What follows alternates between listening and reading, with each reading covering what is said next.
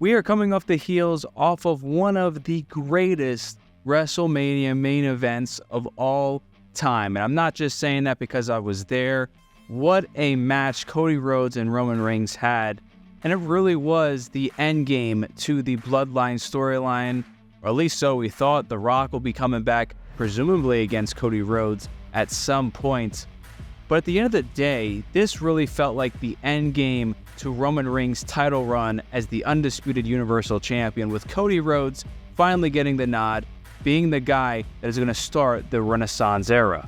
I'm not going to make too many cuts in this video, as I'm going to really be talking about my experience at WrestleMania and what I think about the current leadership with WWE and what we can kind of expect for the future, as well as my experience at WrestleMania, because WrestleMania 40 being in Philly, it was such a great experience and it was such a good time at the Link. I really do think that this WrestleMania lived up to the hype, and I'm so glad that it did. You know, Cody Rhodes finishing the story really was icing on the cake on this WrestleMania. And to me, night one may have not been the best WrestleMania, but night two certainly felt like it was WrestleMania. And that's also from me being in that arena. Night two felt like the more bigger and more important night, and really establishing this new era that WWE has talked about, especially, you know, this weekend with Triple H kind of bringing it in, and Stephanie McMahon also calling it the Paul Levesque era, the Renaissance era in WWE, is so exciting to finally see and feel that kind of flesh out. Because Triple H has done a great job at bringing back WWE into the spotlight.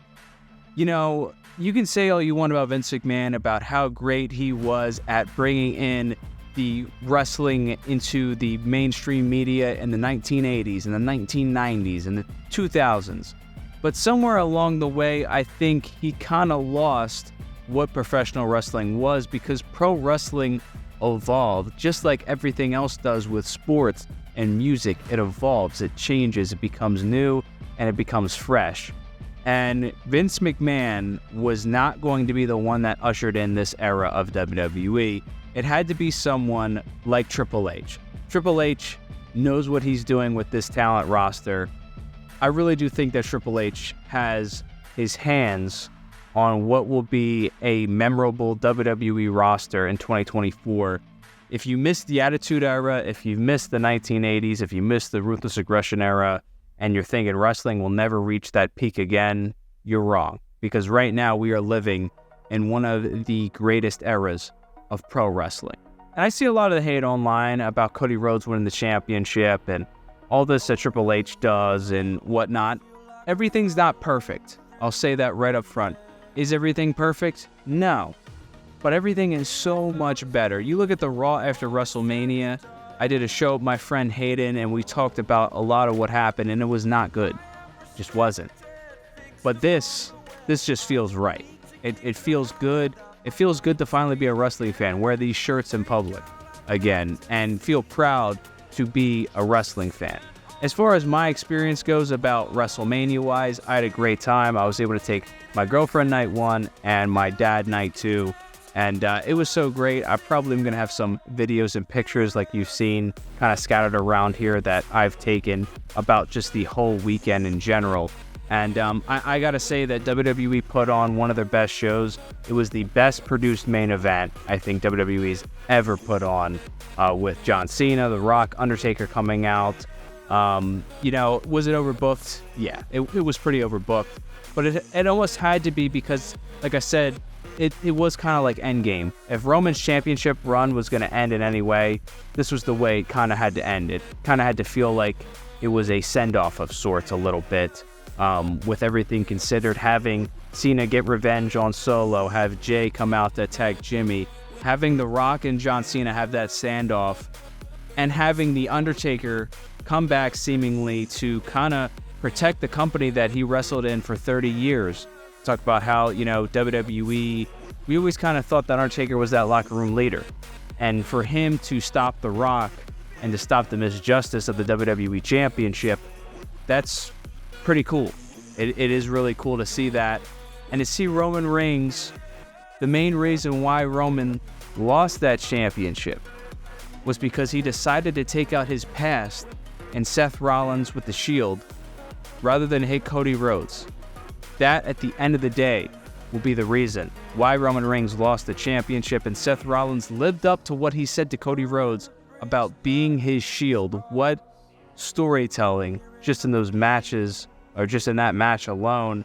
Not to mention the great Sami Zayn and Gunther match we got, the great ladder match we got. Rhea Ripley and Becky Lynch I thought was a great match. Same with Bayley and Io Sky, I thought that was great.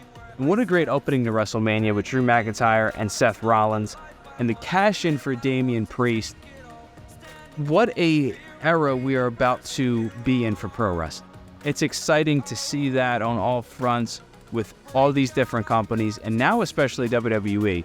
Because WWE now with Triple H, not with Vince McMahon, but with Triple H at the helm, there's going to be way more exciting things to see. And we are in the Paul Levesque era. We're in the Renaissance era. We're in Cody Rhodes' era as WWE champion. And I think from here out, things are only going to get better and better. And I'm excited to see what WWE does with the draft, does with King of the Ring, does with certain stars like Bronson Reed, the stars that are going to be kind of the next era of WWE, like Dragunov we saw on Monday Night Raw against Shinsuke Nakamura. A great Monday Night Raw to follow WrestleMania, a Raw that felt like the Raw after WrestleMania. Man, it's exciting. I'm a little still burnt out from WrestleMania because of all the energy that was there, but nonetheless, the Renaissance era is in full effect, and Paul Levesque, Triple H, might have just put on the best WrestleMania that WWE has ever produced. For more wrestling content, if you're new to the channel, please hit the like button, hit the subscribe button, and I'll talk to you very soon right here on the Anthony Leonetti Show. And I'm excited to see this Renaissance era take place in the WWE. I'll see you soon.